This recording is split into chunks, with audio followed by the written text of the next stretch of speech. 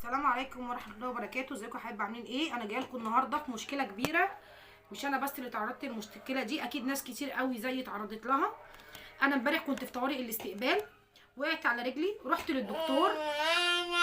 الدكتور قاعد بمنتهى قله الذوق، بمنتهى مش محترم جدا. ثانيه واحده يا جماعه.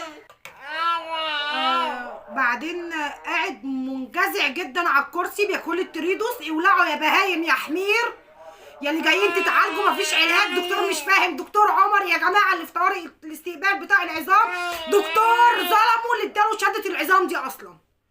المهم احنا دخلت عملت الاشاعه، جه قال لي ما فيهاش حاجه. قلت له يا دكتور انا ده رجلي ورمه قوي ومنفوخه، يعني اكيد بيقول ما فيهاش اي حاجه يعني، ولا حتى جزع.